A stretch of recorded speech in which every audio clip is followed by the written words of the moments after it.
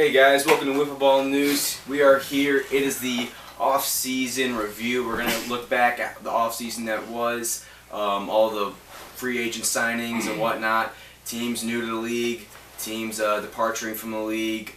So yeah, let's get right into it for ORWBL. Looking right away here, White Lightning, no longer a team. Some off-field discrepancies happened and whatnot. Things had to go down so they could no longer field a team.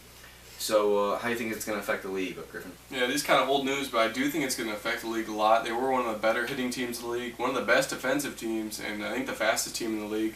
And with all their players going to different places in the league, I think it's going to affect the league a lot. Yeah, the wealth was definitely spread out. We had Bailey Red go to the Olive Township Mechanics, great player. Doug Benner also went to the Hudson Lake Heat. And then Levi Miller originally signed with Lynn Street Leprechauns, but then Levi Miller and Dustin Curl went to the Hudson Lake Heat to join Doug Benner and the rest of that stacked roster they have over there. So yeah, what's your thoughts on those? Yeah, man, I feel bad for the fans down in Lynn Street. You know, they thought they were trusting the process over the offseason. They picked up Levi Miller, and you know they had a returning 5 starters that could probably get some wins, but Levi ended up leaving, and like you said, Dustin Curl going to Hudson Lake, another big move for Hudson Lake, but another big bad move for Lynn Street. Yeah, it's definitely gonna leave a hole in the chest of Lynn Street. Yeah, but they have been making some quiet off-season rookie pickups, so I mean, you never know. You never know who could be good in this sport. You know, people come out of nowhere all the time. Next, we have Emory's Army rejoins the league after a year hiatus. What do you think about that? It's one of the most historic, great teams of this league. You know, they've got a lot of great history, and I think it's just going to add to the competition. Just another team that is a potential World Series winner this year. And not many people know they picked up Matt Surge from the Muffs in the offseason, which is one of the better pitchers the league has ever had. So you never know. They could make a run. They have a big rivalry with the Newts. So there's a team in the NL that could take down the Newts. It could be them. Yeah, for sure. Another new team news, Granger Panthers have joined the league. It's their first year in 2017. Will be their first year in the league. Very young team. They've seen some action in tournaments, but it'll be interesting to see how they fare out in the league play. Yeah, like you said, nobody knows really how they're going to play in league play. They play decent in tournaments, as we've seen Grand Slam champs, but you never know with league play. We're going to move on to Maple City. Maple City signed a couple pairs of brothers. They signed the Reefs with Anthony and Austin Reef, and they signed Caleb and Jared Jonkman. Obviously, the Reefs, 2 great players. Anthony, a World Wiffleball champion in 2016 with Colt West Warriors, and then Caleb Jonkman, he played a little bit of tournament play last season with Maple City.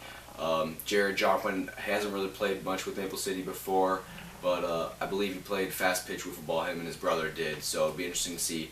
I'm sure they're athletic and they got a lot of talent they're going to bring to the table. You know, those are some good pickups, but there is a big but. They lose Shane Anderson going to Jet City, a really shocking pickup. Yeah, pretty much a stab in the back, whatever you want to call it. Shane Anderson, just shocking. Leaves Maple City and all his friends to go to Jet City, but Jet City and their fans and the other players are thrilled to have Shane Anderson. I talked to Tony Cook, one of Jet City's best hitter, one of the best hitters in all the league.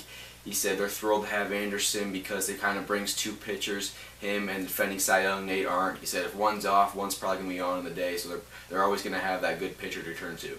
So they're very excited about Shane Anderson. But Maple City, you know, it's a very tough loss for them. Shane's kind of always been around for them. He was very tight with Wes Ellis and Alex Friedman. They were kind of a close group of friends. So it'll be interesting to see. I believe they do play later in the year this season, so that'll be an interesting series. But yeah. Yeah, luckily for Maple City, they have a lot of depth with those 2 pickups, and they just have a lot of depth in general. That's actually one of the reasons why Shane left, so he could get some more playing time in Jet City. I talked to Tony Cook. He said Shane didn't like the overcrowded roster, so he wanted to play, and so he had to do what he had to do. Yeah, even though some people say it's a stab in the back, I think Shane Anderson is going to fit pretty well in Jet City. I just think it's going to mesh well. Yeah, he's very tight with Drew Luther, who joined Jet City from Maple City last year, so I think their chemistry will combine well in the field. All right, so we're looking at the AL West here. We got Hudson Lake and Jet City. Both teams make huge pickups over the offseason. Who do you think made the bigger, more influential pickup? I think Hudson Lake did with the signing of Doug Benner, and then you could also throw in Levi Miller and Dustin Curl. I think Doug Benner is one of the most underrated players in all the league, and I think Shane Anderson's signing was a bit of a shock and a bit of a backstab. That's why it's got a little bit more of attention. But I believe that Doug Benner will help Hudson Lake more than Shane Anderson will help the Junk Ballers. Yeah, I think Hudson Lake with some huge pickups over the offseason. Also, obviously, like we were talking about, Maple City made some huge pickups. Just a quick, not a prediction, because we're not giving out predictions till early May. Mm-hmm. But do you think maybe Maple City has done enough to surpass New Carlisle this year? I think maybe they did to compete with them before Anderson left, and then Anderson, I think it's going to hurt him. But manager Friedman has said it adds fuel to the fire, so we'll see, man. They didn't really put up a fight every time they played New Carlisle last year. So, but like Ribbon said, no predictions till first week of May. Yeah, it might not even matter because this Jet City team, this Hudson Lake team, they look like they're coming to play this year. Whether I think Maple City's going to be ready, but you never know. These two teams are coming to play this year. Yeah, it's definitely AL's been shaking up a little bit. It should be interesting. It's definitely going to be an interesting season, and we hope you guys stick around to see Wiffleball news. If you haven't already, subscribe to the channel. We're going to bring a lot of videos, a lot of content covering games. We're going to be doing previews, matchups of the week. Like we said, first week of May, we're going to do a full-on ORWBL preview, records, standings, playoffs, champions, you name it, awards. We're going to predict it all. We're also going to have odds to win each series every week. So stay tuned. Drop this a thumbs up on this video. Don't forget to follow our Twitter if you don't already. Also, make sure to leave comments and slide into the DMs with some questions so we can use them in our next video. We'll answer them, give you a shout out. Any way you can reach us, let us know how you can get what you want us to talk about in the next couple of videos. But that's pretty much it, guys. Thanks for watching. See you next time. See ya.